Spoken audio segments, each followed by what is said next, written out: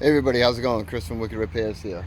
So you can see I have my 2014 Ford Focus sitting here behind me, and if you saw my last video, you would have saw a temporary fix, I guess you can say, for an issue I had for a check engine light and the clutch actuators. So it's having a check engine light for friction element B stuck on, which I believe would be my lower clutch actuator. And I did a procedure, if you watched my last video, where I took the clutch actuators out, cleaned out the inside ports there, sprayed some WD-40 in there, and got this thing going. Now it's lasted me almost a week with no issues, but then it started acting up again. So I ordered new clutch actuators. So on this video I'm going to show you how to replace those. Really quite simple. All you really need is a Torx bit T30 for the underbelly, and you know, a little cover. If you have a Fiesta, there is no cover. If you have a Focus, there is a cover under the engine. But it's a T30 for the Ford Focus. All I do is take out two of them to access the lower actuator, and then we need a flathead for the intake clamp boot, and that will also help you to get the clips off of the actuator harness connector. And then you just need a 1/4 inch socket for the actuator bolts. So we're going to get right down to it. Doesn't take very long. I'm going to show you step by step exactly what you have to do. So there are the new clutch actuators, and there is clutch actuator B on top. And then we need to remove Torx T30 here and here to just get this down just enough to access actuator B. And all I did, see I have my jack there, all I did was jack it up just enough so that I can get underneath here. The tire's not off the ground, you don't have to do anything crazy, you can get to it pretty easily. So one thing I want to do and show you real quick, because the clutch actuators, whenever you turn on and off your ignition, the clutch actuators move to move the clutch plates and the shaft to make sure that the car is in park when you start it, and it does kind of a service check when it does that. And if there's an issue of a clutch stuck fork, a stuck clutch fork, or you know, a bad actuator, then the check engine light's going to come up and it's going to notify you that something was wrong when it did this little check, and something needs attention. The motors sound pretty smooth, okay? They kind of go zip, zip, zip, zip. Now they don't. Okay, so having issues, I've been noticing that they sound a little crunchy, and I want you to hear that noise so you can kind of maybe help identify the noise of your car, of these clutch actuators when you hear them.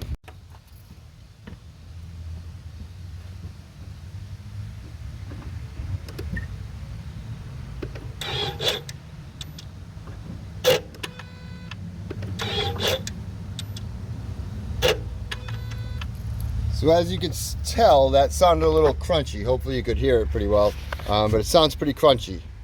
It should be smooth. So we're going to replace those motors right now. So we're going to start on the upside here.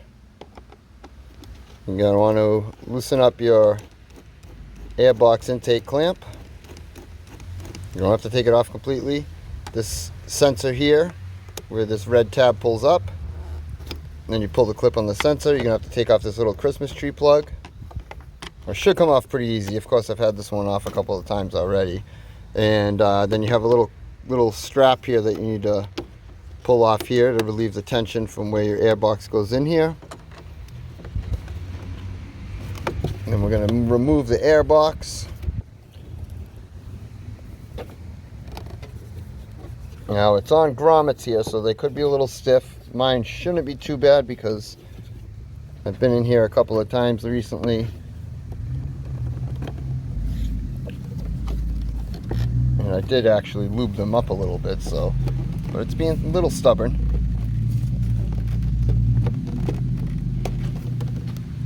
And it could be because this boot's still holding a little bit of tension here on the airbox. So we're going to try to pop that off. See if we get that out of there. Now when you pull your airbox up, one thing you do need to pay attention to, and when you install it, is that little sensor right there. You don't want to, there we go, you don't want to clip it. That was stiff. And I'll get the battery cover out of the way since I knocked it loose anyhow.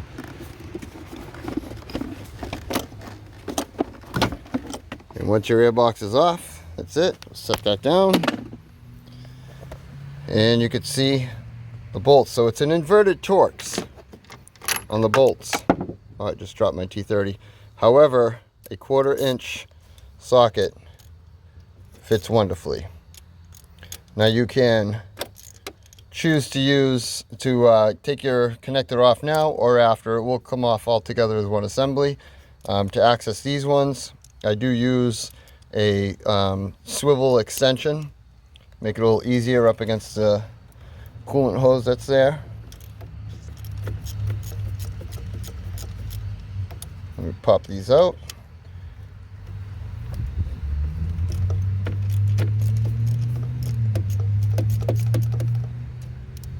Once you crack them loose, usually just take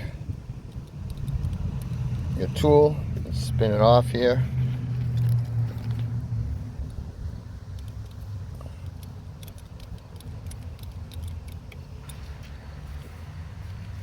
Now when I did that procedure before and I removed these and sprayed everything and it kind of lubricates everything, it was working great. You know, for a few days, 5 days or so, 6 days, but I need it to last longer than that. And I need to get my car inspected for an inspection sticker today, so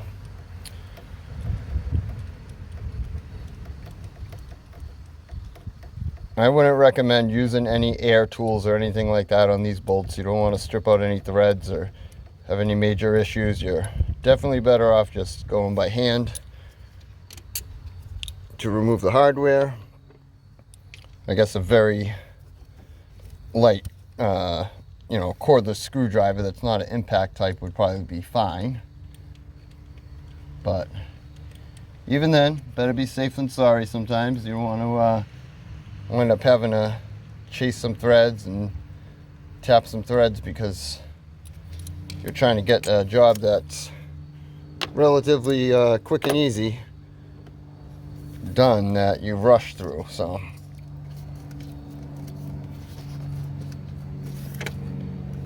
I'm just hitting the hose there a little bit, but there we go. There's the motor popped out. Now when you take off the electrical clip, you need to push that yellow tab in. So I usually use the screwdriver just to pop that out. And then you pull on, get the thing in the way, pull in the connector, and it should come out, provided that that yellow tab is pushed in enough, which I don't believe it is, so I'm going to give it a little. There we go.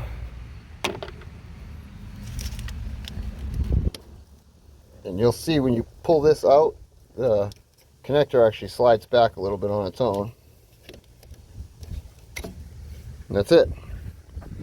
Out with the old one, and we'll get the new one in. Now Ford does recommend that you put a little bit of grease on these to help keep any moisture and debris out, so I just put a little bit on here. Okay, just a coating. It probably looks like a lot maybe, but it's not. It's just a little coating of grease that I'm putting on here. I'll stick the connector back in.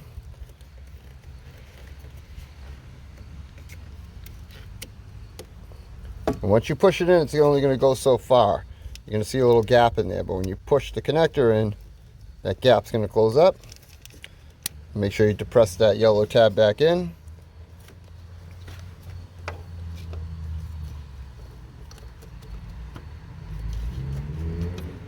Install the new motor. It should go in relatively easy. If it's any, that's it. If it's it feels forceful at all or anything like that, that you feel like you have to, be a little rough with it, probably something isn't quite right.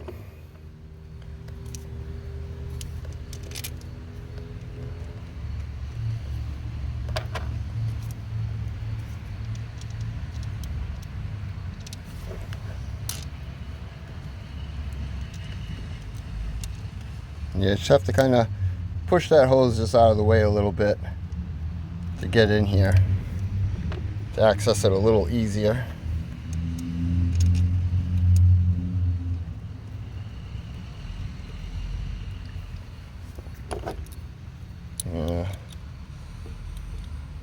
Snug these up by hand. Again, if you have, you know, a little cordless screwdriver, not impact style, so you don't create any damage, you could probably use that to at least get these screws in a little quicker. But I would advise you to definitely take a ratchet and a 1/4-inch socket and just snug up on them, make sure that they're tight. These things don't have a high torque. I'm not sure what the torque is on these bolts, to be honest with you. It's probably very minimal, but you do want to make sure that they're tight and not loose. So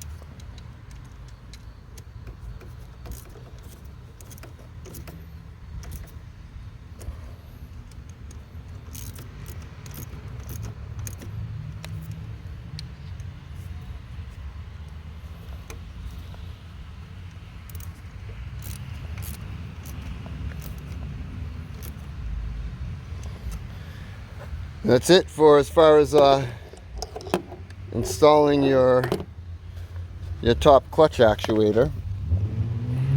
And then we're going to put the air box back in, of course. And when you put the air box back in, as I mentioned, kind of watch this portion here to make sure it doesn't hit this sensor, because it usually does. And I just grab it and kind of, it's on hoses, so it's you can move it easily. All you have to do is move it a little bit, but it's just something to keep caution of. And you'll see down here where one of the little tabs grommets stick into there from the air box where it sits. The other one's back here and one's underneath.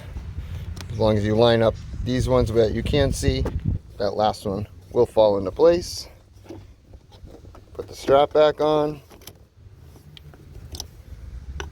Put our connector in. Give it a little tug just to make sure it's on. Slight tug, you don't want to ruin the wires. Put the Christmas tree plug back in. And then tighten your clamp.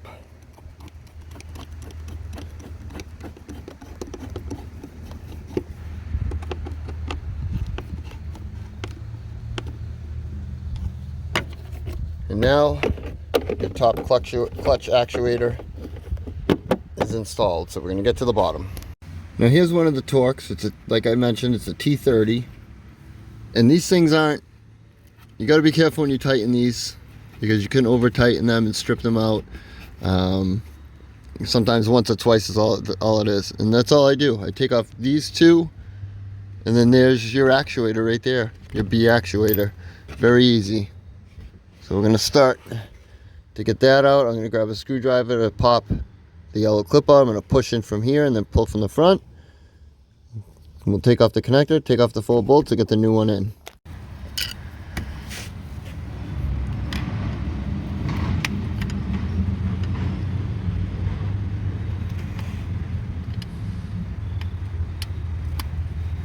There we go, pushed on the tab.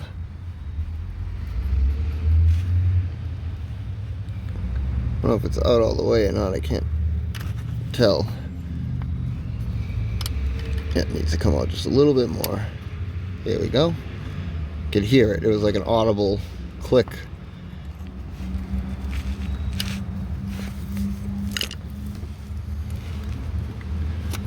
Pull on the clip.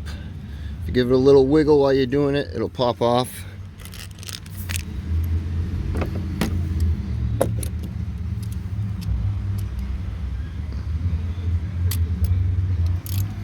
And we're going to go ahead and just take these 4 bolts out. Again, it's a 1/4-inch socket that works, or it's a Torx, inverted Torx, which I'm actually not even positive exactly what the size is because I just use a 1/4-inch socket. So it's a 6-point 1/4-inch socket, takes it off no problem.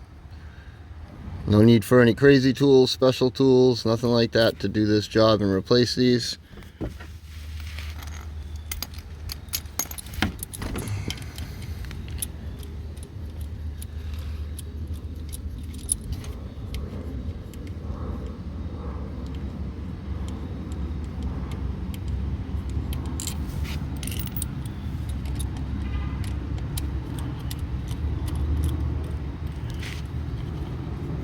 And all in all, this job really takes about 20 minutes and you're done. So it's not bad. And I think even someone who's not so mechanically inclined can do this job themselves, provided you have the proper tools to do so. There's the old actuator. I'm going to grab the new one.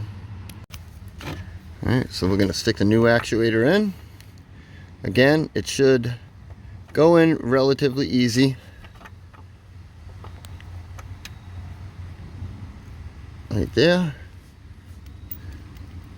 Sometimes you do have to wiggle it a little bit just to get the splines to line up properly on the shaft from the actuator into the clutch shaft splines that stick out. So a little bit of a wiggle, but you shouldn't have to twist or be forceful. It should go in very easily, really.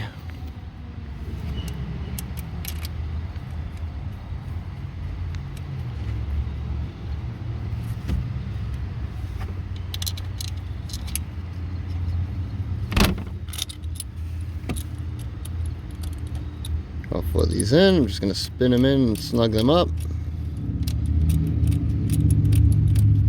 Especially with one hand, I'm holding the camera and I don't have my chest harness on right now, because otherwise you guys wouldn't be able to see anything if I was laying down trying to do this. Not unless I had a lift or something like that, but I don't. So I'm going to grab the ratchet here. And we're going to tighten these up. Again, they don't need to be tightened too much. Just need to be snugged up and make sure they're not going to fall out. Put the connector on. Pushing the yellow tab. Now we're locked in. Now all we have left to do is to put the underbelly back on. Again, if you have a Fiesta, you will not have this cover underneath, but Focuses should all have them unless it's been removed, fell off, or anything like that.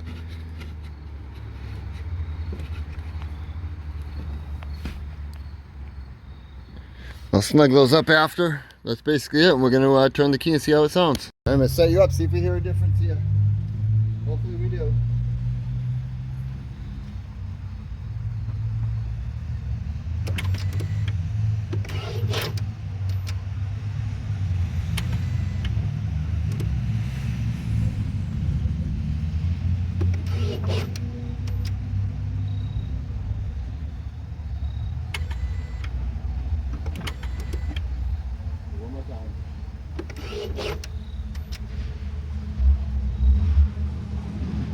I noticed a difference, and I think it sounds a lot smoother. So hopefully this fixes our issue completely, and it'll be a nice, cheap, easy fix. And I'll keep you posted. Well, I hope you enjoyed the video. I didn't post this video for a long time. I actually created this video in September, but I wasn't sure 100% if replacing these actuators were going to fix it. But I tell you what, it's now March 29th, and it's been great ever since I replaced these actuators. So I got no complaints, and it seemed to have definitely remedied the issue. And I've put, I don't know, 8,000 miles at least on the car since that time. Been driving a lot, and you know, went on a big trip with it since then as well. So no problems. Hope you enjoyed the video. Hope it helped you. And if you have any questions, comments, leave them below. Be happy to answer them and chat with you. Thanks for watching.